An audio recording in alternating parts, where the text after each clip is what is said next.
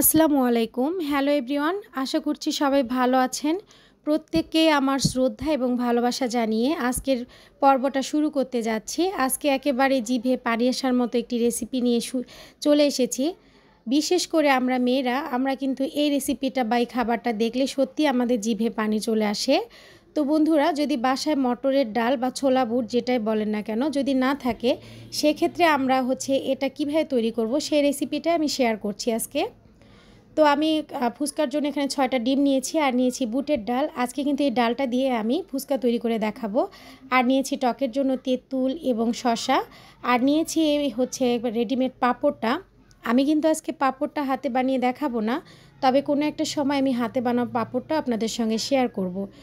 বেশিরভাগ সময়টা আমি এই পাঁপড়টা ব্যবহার করে থাকি। এটা কিন্তু অনেক ভালো পাঁপড়, খুব দ্রুত এটা ফুলে যায় এবং বড় বড় সাইজের হয়। ভাজার সময় আপনারাও এটা নিশ্চয়ই দেখতে পারবেন। তো এখন চলুন আমি মূল রান্নাতে চলে যাচ্ছি। আমি ডালের জন্য দেওয়ার জন্য একটা বড় সাইজের আলু কেটে নিয়েছি, ছিলে নিয়েছি। এটা আমি সিদ্ধর পরে ম্যাশ করে নিব।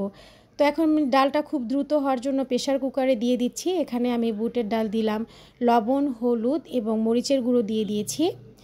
দিয়ে দিলাম ধনে গুঁড়ো, জিরে গুঁড়ো এবং আমার হাতে বানানো গরম মশলার গুঁড়ো। আর এখন এর সঙ্গে দিয়ে দিচ্ছি ছিলে রাখা আলুটা। এটা সিদ্ধ হলেই ম্যাশ করে নিব। তো এখন এর মধ্যে দিয়ে দিব ছিলে রাখা কয়েক রসুন। এটা দিলে কিন্তু খেতে খুবই ভালো লাগে ডালটা।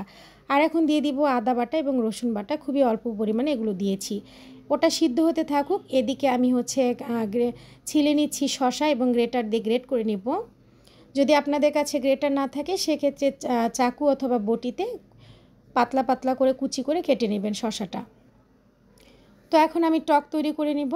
আমি আমার মতো করে টকটা তৈরি করে দেখাচ্ছি। আমি আশা করছি আপনাদের কাছে এটা ভালো লাগবে। তো আমি তেঁতুলটাকে ভালোভাবে মথে নিলাম। এখন এটাকে আমি ছেঁকে নিব। ছাঁকনাতে আমি ছেঁকে নিচ্ছি এবং এর মধ্যে আমি দিয়ে দিব চিলি ফ্লেক্স এবং বিট লবণ আর অল্প কিছুটা চিনি। যেহেতু আমার বেবিরা ছোট, ওরা টক খেতে পারে না, এজন্য আমি অল্প পরিমাণে চিনি দিয়েছি। আপনারা চাইলে কিন্তু এটা স্কিপ করতে পারেন। এবং আপনাদের কাছে যে বিট লবণ না থাকে তাহলে প্রতিদিনের ব্যবহারিক যে লবণ সেটা আপনারা ব্যবহার করতে পারেন। আমি কিন্তু টকটাকে জাল দিয়ে নিচ্ছি। আমার ডিমটা ছেলা হয়ে গিয়েছে, আমি এটাকে গ্রেট করে নিচ্ছি। তো আলহামদুলিল্লাহ আমার ডিমটাও গ্রেট করা হয়ে গিয়েছে। এখন আমি ফুচকার পাঁপড়টা ভেজে নিচ্ছি। তেলটা গরম হয়ে গিয়েছে, আমি অল্প পরিমাণে ফুচকার পাঁপড়টা দিয়ে এটাকে ভেজে নেব।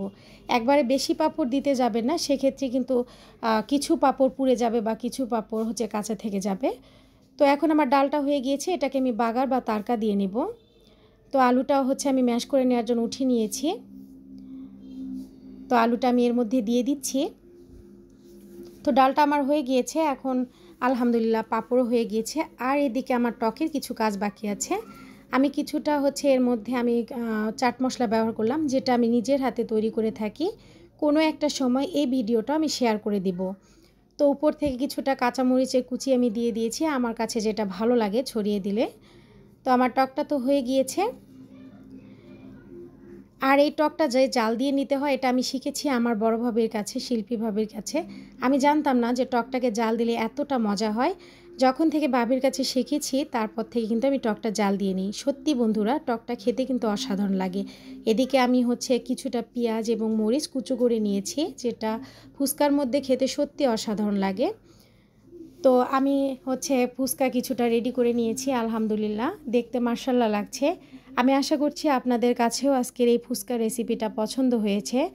আর বন্ধুরা, আমি কিন্তু এই ভিডিওটা খুবই শর্ট করেছি, যেহেতু আপনারা লং ভিডিও দেখতে চান না বা পছন্দ করেন না, এজন্য কথাগুলোও কিন্তু আমাকে খুব দ্রুত বলতে হচ্ছে। যদিও বা এটা আমার কাছে অনেকটা কষ্টকর, আমি এত দ্রুত কথা বলতে পারি না, একটু সময় নিয়ে কথা বললে ভালো হয়। তো যাই হোক, আপনাদের জন্য এই ছোট্ট কষ্টটা অবশ্যই আমি করতে পারি। তো আমার ভিডিওগুলো যদি আপনাদের কাছে পছন্দ হয়ে থাকে অবশ্যই আমাকে কমেন্টে জানাবেন।